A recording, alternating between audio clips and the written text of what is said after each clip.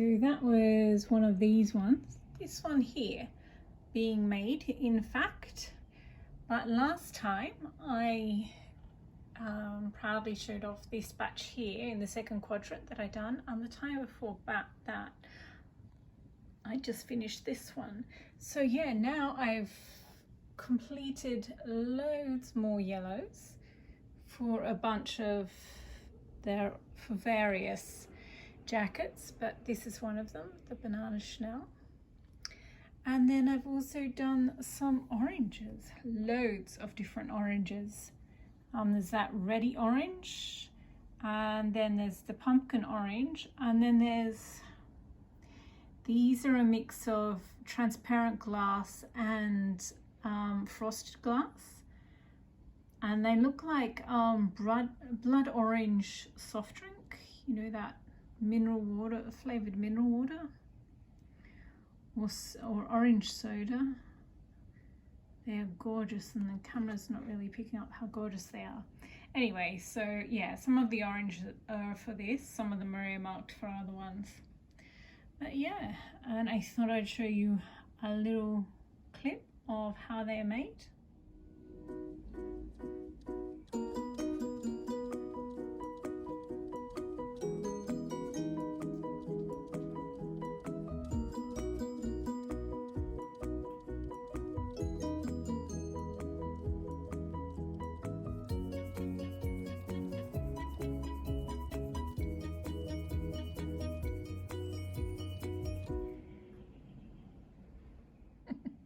I promise I won't shoehorn any more of my little mini movies into this video.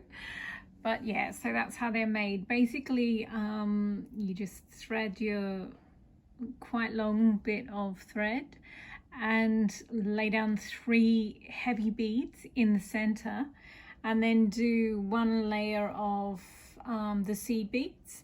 And then once that's secure, you do and go back over it and do another layer.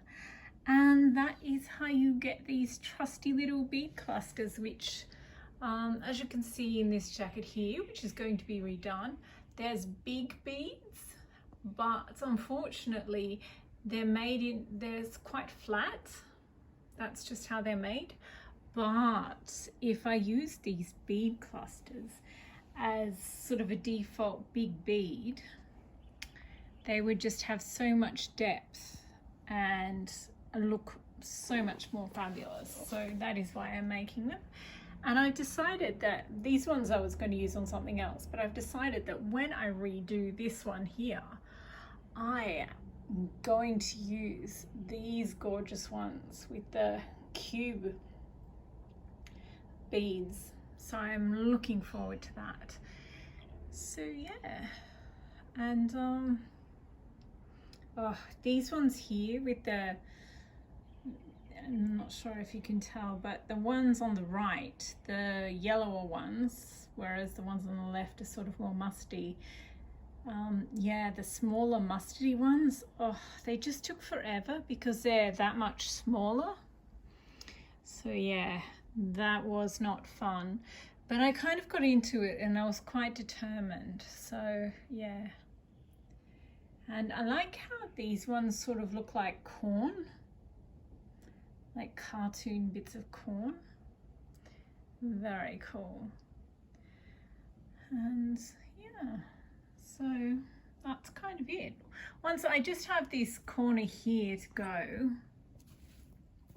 whoop, and yeah, once I finish those, I'll be able to start making the jackets and doing all the beading. So basically what I usually do is make a couple of jackets, and then once a couple are made, then I do the beading for both of them.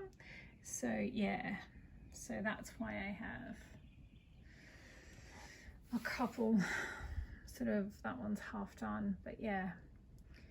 And then yeah, I'll do the beaded trim using up, well, not all of these, but definitely some of them. And can you guess how many there are, or there will be? There's going to be more than 300 once I'm done. That is a lot of beads or bead clusters. So yes, if you can see, these, some of these are sort of have a lot of character, I think is a polite way of saying it. And then they do get neater. The orange ones are particularly good, in my opinion. Yeah, so there we go. I really love these ones. They're so pretty. They're so much prettier than I thought they would be. I sort of thought they would be the rejects, because it's sort of there's two different types of transparent orange ones in there, and there's also the frosteds, and I was worried that they would look very, very, very crap indeed, but they actually look quite good. See, these are the actual seed beads that I'm using up. Yeah, so I feel like I really managed to showcase how beautiful they are, which is good. That was kind of the point. So yeah, I just thought I'd do a little bitty update and show how they're all going.